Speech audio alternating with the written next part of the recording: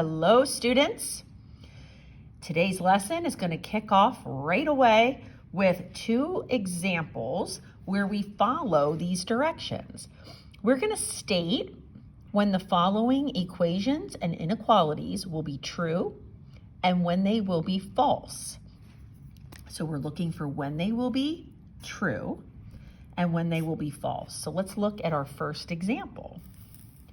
So we have y plus 6 equals 16.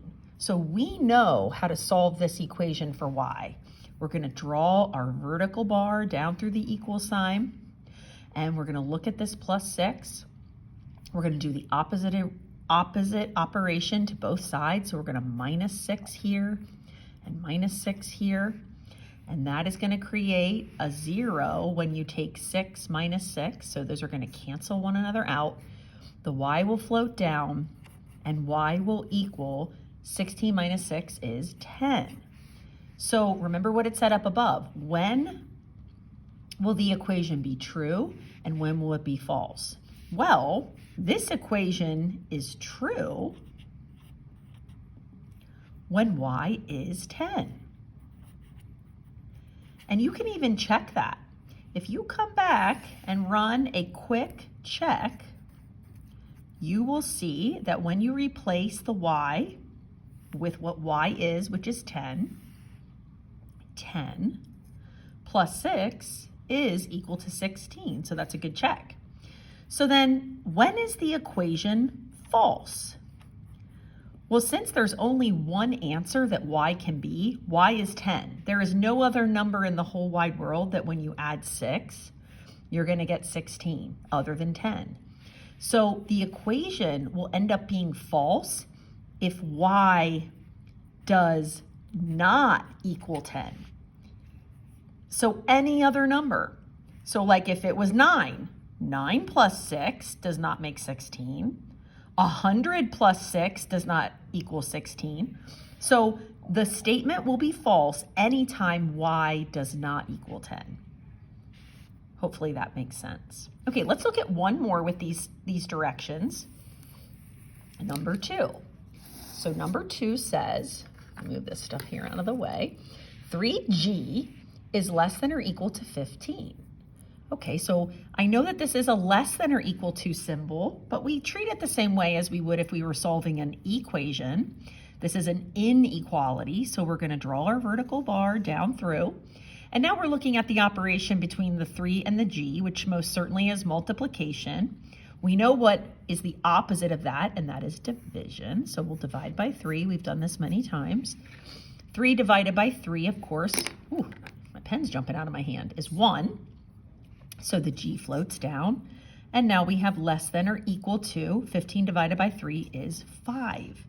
So this inequality that we started with will be true when g is less than or equal to the number 5. And you can check it.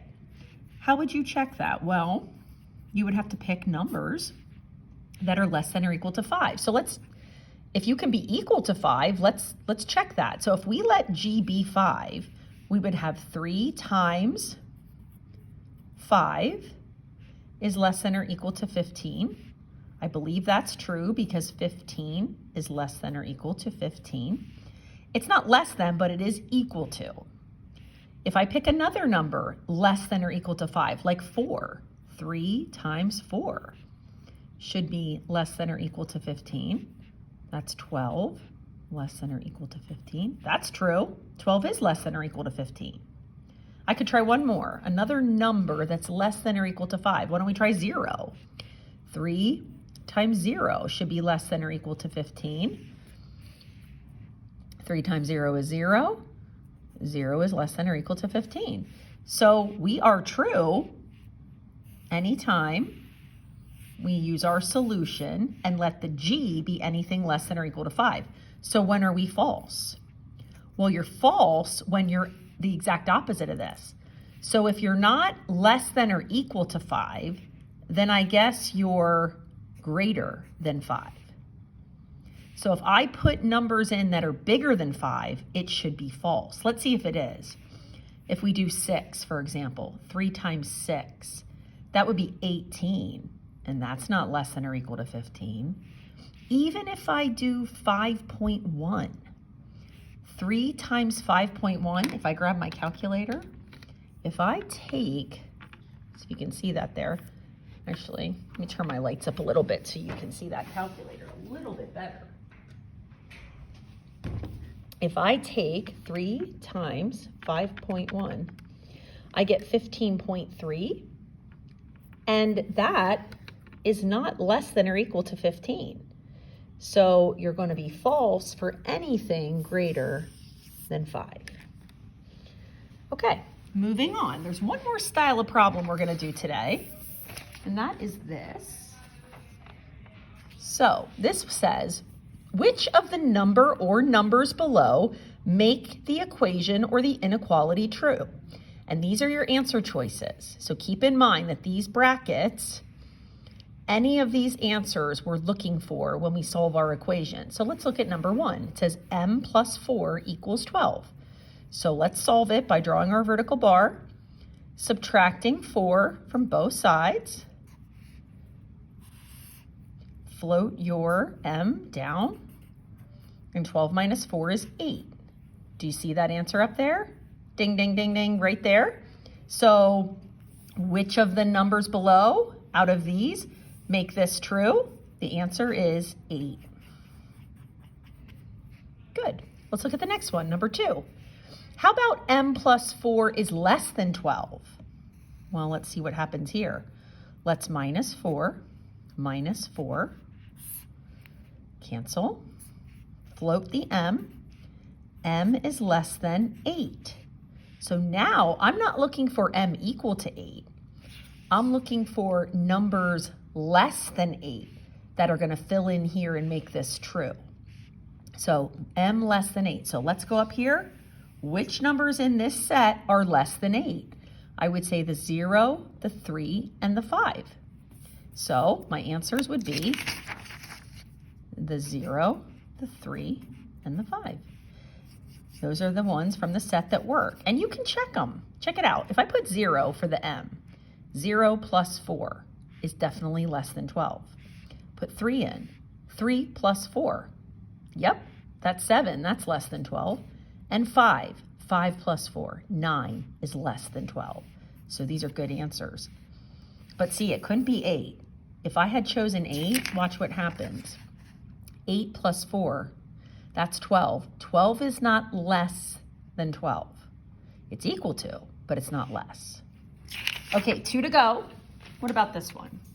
Number 3, 1/2 h equals 8. How are we going to solve that? Well, first step, we have multiplication going on here between the 1/2 and the h. So to undo that, we have to do the opposite operation, which is division. So we're going to divide both sides by 1/2. 1/2 divided by 1/2 is 1. H comes down. Now 8 divided by 1/2. Let's come off to the side. We have 8, and we're going to divide it by 1/2. Let's start by putting the 8 over 1 so that we have 2 fractions that we're dividing. And then to divide 2 fractions, we leave the first fraction alone.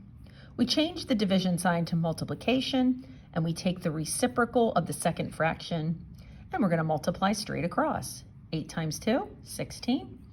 1 times 1, 1. 16 divided by 1, 16. So h equals 16. Now we have to find from the set what works here. So it said, which of the number or numbers below make the equation or inequality true? Well, I'm not seeing 16. This says the h has to be 16. We don't have a 16. So I would say none. None of those answers make my equation true. And that's an okay answer. The solution just isn't in that set. Okay, let's look at the last one. 1/2 h is greater than or equal to 8. Well, again, we would do the same thing. We would draw. We would divide. and float that h down. And I think I don't have to redo this math. I think I proved here that 8 divided by 1/2, oops, that's supposed to say greater than or equal to 16. Now, are any of these numbers greater than or equal to 16? No, there's nothing greater than or equal to 16. So that would be another situation where your answer would be none. Okay, so these are the kinds of problems we're going to be working on today, and I hope that all made sense.